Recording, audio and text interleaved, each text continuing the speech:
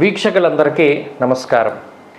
June నెలలో వృషభ రాశి వారికి ఏ విధమైనటువంటి ఫలితాలు కలగబోతున్నాయి అనేటువంటి విషయాన్ని ఈ వీడియో ద్వారా క్లుప్తంగా తెలుసుకునేటువంటి ప్రయత్నం చేద్దాం.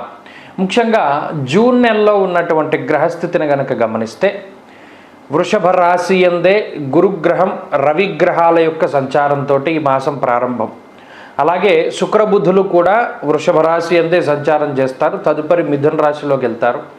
అలాగే జూన్ 1వ తారీఖు దగ్గర నుండి కుజుడు వృషభ రాశికి 12వ స్థానంలో అనగా మేషరాశిలో సంచారం చేస్తారు. అలాగే రాహు మీనరాశిలో లాభస్థానంలో ఉన్నారు, శని దశమ కేంద్రంలో ఉన్నారు, అలాగే కేతు పంచమ స్థానంలో ఉన్నారు. ఈ నెల అనగా జూన్ నెల 15వ తారీఖు దగ్గర నుండి రవి మిథున రాశిలోకి ఆయన యొక్క సంచారం అనేటువంటిది జరుగుతుంది. ఇది ఉన్నటువంటి గ్రహస్థితి. దీంతో పాటుగా 30వ తారీఖు అనగా ఈ జూన్ నెల 30వ తారీఖు నుండి శనిగ్రహం వక్రించి తన యొక్క ఫలితాలని మరికొంతకాలం పాటు ఆయన ఇవ్వబోతూ ఉన్నారు. అయితే అది ఈ నెల చివరిలో, జూన్ నెల చివరిలో కాబట్టి ఆ విషయం గురించి మరలా మనం మాట్లాడుకుందాం. క్లుప్తంగా పరిస్థితిని కనుక చూసినప్పుడు ఏ గ్రహాలు వృషభ రాశి వారికి అనుకూలము అనేటువంటి విషయాన్ని చూస్తే ప్రధానంగా గత మాసంతో పోల్చుకుంటే ఈ మాసంలో కుజుడి బలం తగ్గిపోయింది. ఎందుకంటే 11వ స్థానం నుండి 12వ స్థానానికి వచ్చేసారు కాబట్టి కుజుడు అంత అనుకూలించేటువంటి గ్రహం కాదు. రాహు 11వ ఇంట్లో చాలా బలంగా ఉన్నారు. అలాగే ఈ మాసంలో శుక్రబుధులే కొంత అనుకూలించాలి. ఎందుకంటే గురుడు బలం లేదు, రవి బలం లేదు, ప్రత్యేకించి శని బలం లేదు. ఆ చంద్రుడు శుక్రబుధులు మారుతూ ఉన్నటువంటి గ్రహాలు కాబట్టి ఆయా గ్రహాల అనుకూలతల వల్ల కొంత ఈ రాశివారు ముందుకు వెళ్ళాలి. అయితే ఈ నెలంతా కూడా కేవలం రాహు బలం మాత్రమే ఈ రాశి వారికి ఉన్నది. ప్రత్యేకించి జన్మరవి దోషం 15 రోజుల పాటు జూన్ 1 నుండి జూన్ 15 వరకు జన్మరవి దోషం ఉన్నది.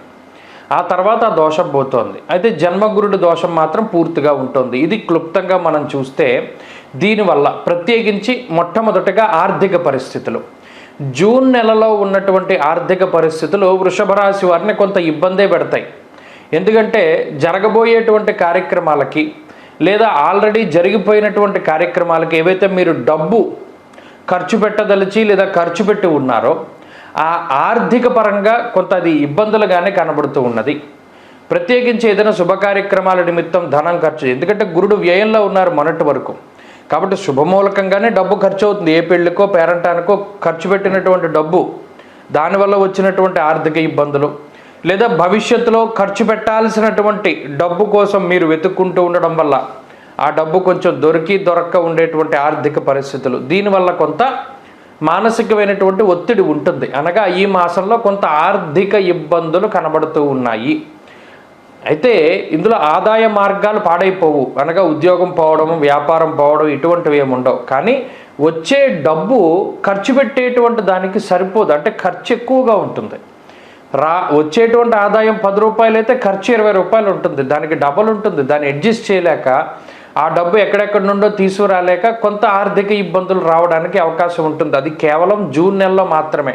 అది ఈ వృషభ రాశి వారు దృష్టిలో పెట్టుకోవాలి. కాబట్టి మొట్టమొదటి పాయింట్, ఆర్థిక పరిస్థితులు అయితే కొంత ఒడిదుడుకులుగా కనబడుతూ ఉన్నాయి. కాబట్టి డబ్బు దాచుకుని కొంత ఏదైనా ఖర్చు పెట్టేటప్పుడు చాలా జాగ్రత్త వహించండి. అనవసరమైనటువంటి వాటికి డబ్బు ఖర్చు పెట్టకండి. ఇది మొదటి పాయింట్.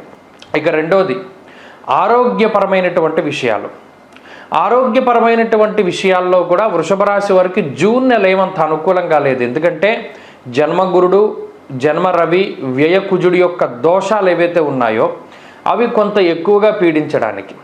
ప్రవాసం కార్యహాని స్యాత్, కాసరోగం ప్రపీడనం అన్నది శాస్త్రం.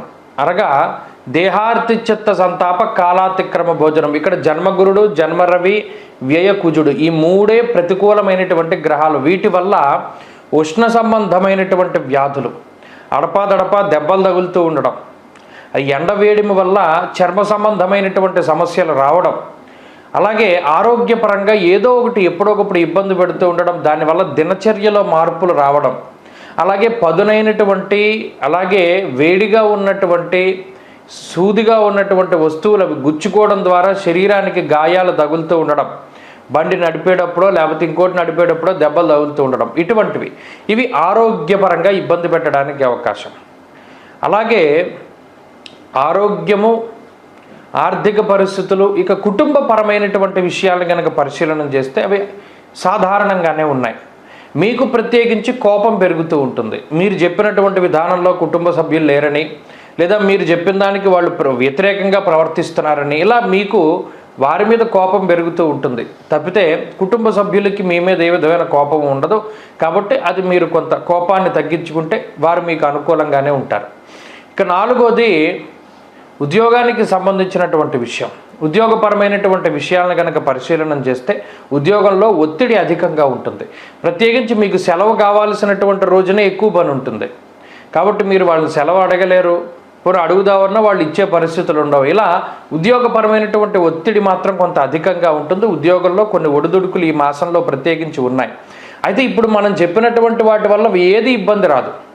రాహు లాభంలో ఉన్నంత కాలము ఈ సమస్యలన్నిటి నుండి కూడా మిమ్మల్ని ఆయన దాటించేస్తాడు. కాకపోతే ఈ సమస్యలు వస్తాయి అని మీరు దృష్టిలో పెట్టుకోవాలి. దృష్టిలో పెట్టుకుంటే ఇవి వచ్చాయి, మన గ్రహస్థితి వల్లే వచ్చాయి కాబట్టి తప్పిపోతాయి అని మీకు తెలుస్తుంది.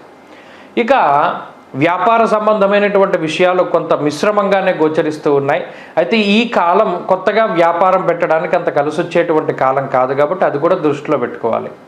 ఇక విద్యార్థులకు ఉండేటువంటి పరిస్థితులు మిశ్రమంగా గోచరిస్తూ ఉన్నాయి. ఇది అంత అనుకూలమైనటువంటి పరిస్థితి కాదు. మరీ ముఖ్యంగా ఆరోగ్యాన్ని ఇబ్బంది పెడుతుంది, ఏకాగ్రతని నాశనం చేస్తుంది. కాబట్టి గురువుల యొక్క అనుగ్రహం అవసరం. ఇక స్త్రీలకు ప్రత్యేకించి ఇవే రకమైనటువంటి ఫలితాలు కూడా అన్వయం అవ్వడానికి అవకాశం ఉన్నది. స్త్రీలలో కూడా కించిత్ ఆరోగ్యపరమైనటువంటి సమస్యలు, ఎవరైతే ఉద్యోగ వ్యాపారాలు చేస్తూ ఉన్నారో వారికి కొన్ని ఇబ్బందులు ఈ మాసంలోనే, ఇది ఈ నెలకే పరిమితం కాబట్టి వాటిలో ఎక్కువగా కనబడుతూ ఉన్నాయి. కొంత జాగ్రత్తలు తీసుకోవాలి. ఇక ప్రత్యేకించి వ్యవసాయం చేసేటువంటి వారు, భూమిని నమ్ముకొని జీవనాన్ని సాగించేటువంటి వారు ఎవరైతే ఉన్నారో వారికి కొంత నష్టం వాటిల్లడానికి అవకాశం ఉంటుంది. కాబట్టి ఈ విషయం పట్ల కూడా చాలా జాగ్రత్తగా ఉండాలి. ప్రత్యేకించి ఈ మాసంలో రాహు బలం మీద మాత్రమే ముందుకు వెళుతున్నారు. ఎన్ని సమస్యల వలయాల్లో మీరు చిక్కుకున్నా రాహు మాత్రం బలంగా ఉంటారు. ప్రత్యేకించి ఈ మాసంలో ఆచరించవలసినటువంటి పరిహారాలను కనుక చూస్తే అటు జన్మ రవి దోషము, వ్యయకుజుని దోషము, జన్మ గురుని దోషం ఉంది. కాబట్టి ఇంక వారంలో అన్ని రోజులు మీరు చేయలేరు. ఏదో ఒక రోజుని తీసుకోండి. గురువారం చేస్తారా, ఆదివారం చేస్తారా, మంగళవారం చేస్తారా, ఏదో ఒక రోజు. గురువారం చేస్తే దక్షిణామూర్తి స్తోత్ర పారాయణ, గురువారం నాడు శివాలయానికి వెళ్ళి దీపం పెట్టడం, శనగలు దానం చేయడం, అరటిపళ్ళు దానం చేయడం. లేదు మంగళవారాలు చేస్తే ఎర్రటి పళ్ళు దానం చేయడం, సిద్ధమంగళా స్తోత్రాన్ని పఠిస్తూ ఉండడం, సుబ్రహ్మణ్యారాధన, అభిషేకం ఇత్యాదులు జరిపించుకుంటూ ఉండడం, ఒంటిపూట భోజనం. లేదు ఆదివారాలు చేస్తే ఆదివారం మధ్యమాంసాలు భుజించకూడదు, ప్రతిరోజు ఆదిత్య హృదయ స్తోత్ర పారాయణం చేసుకుంటూ ఉండడం. ఇలా ఏదో ఒక రోజు తీసుకోండి, చెయ్యండి. తద్వారా నెలంతా కూడా బాగుంటుంది వృషభ రాశి వారికి. స్వస్తి.